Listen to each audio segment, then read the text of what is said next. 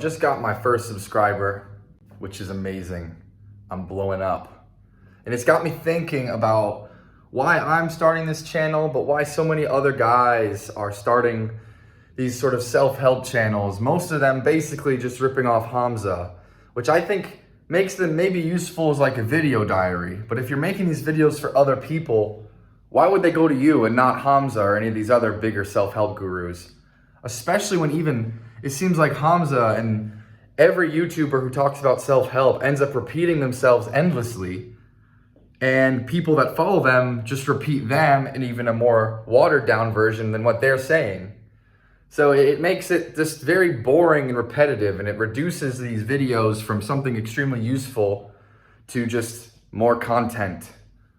You know, how many times do you need to hear someone tell you to meditate or do nofap or work out or whatever it is? Like, these things are not difficult, and maybe there is some utility to just getting reminded and sort of treating it like a daily almost notification that you should stay on this path.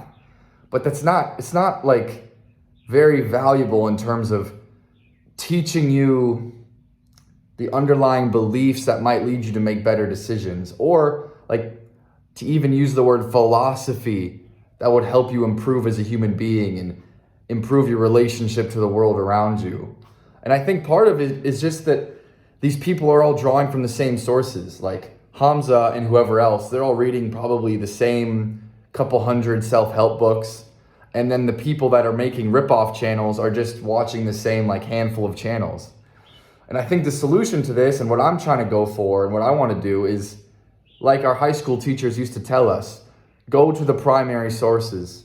And so I'm very sick of like all these Stoic philosophy people, man, that they just want to regurgitate a dumbed down version of what the ancient Romans wrote, when we could just read the ancient Romans. It's not hard. The translations are good, and the writing is far, far better than what, you know, Silicon Valley bros managed to produce after they read a handful of Stoic philosophy books.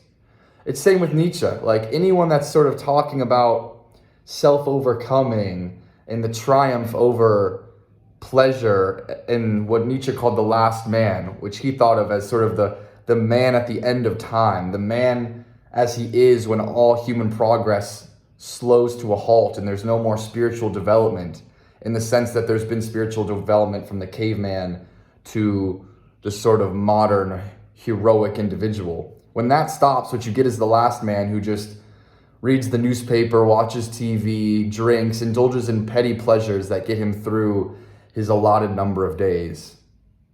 But I don't want to hear that from someone less intelligent, less articulate, less brilliant than Nietzsche, when I could just go buy a Nietzsche book for 50 cents from a used bookstore. And I think the truth of it is even if you're lifting, even if you're meditating, even if you want to make yourself a better person, most people are extremely lazy when it comes to reading and seeking out great literature, history, philosophy, and in general, like primary sources that someone on YouTube hasn't already presented to you in like a cute little video. Because it takes effort. And you're also gonna have to read things that maybe aren't legacy.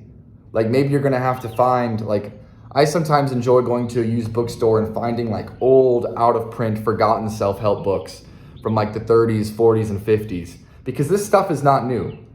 There are books from the 1920s saying you should do nofap and you should lift weights and be a bodybuilder, and everything that is being said now has been around since at least the 1920s. Like, you can go look at old magazines and you'll see ads for like, call now for our bodybuilding guide and to teach you mental tricks to fortify yourself and be attractive to women. Like, all that stuff is not new.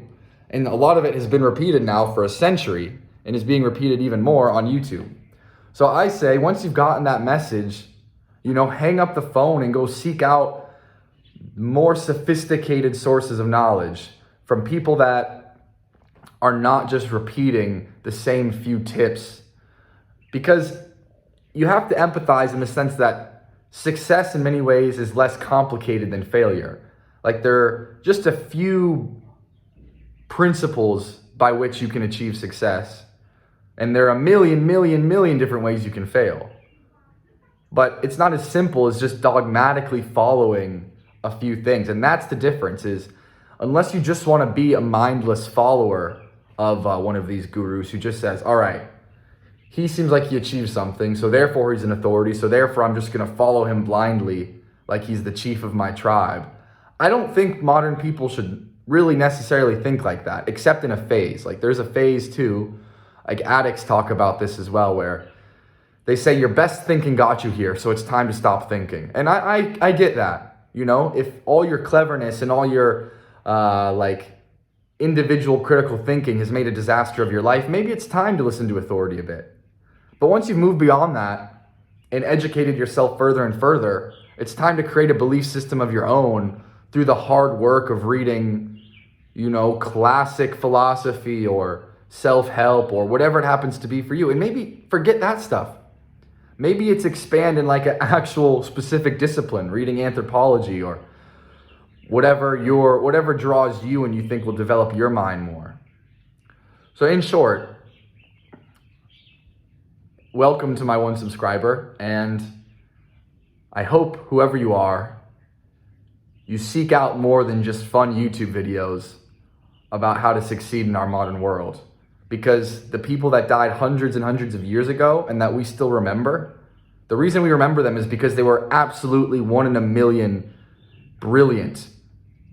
And usually what they said applies to everything that came before and as well as everything that came after. So seek them out. That's all.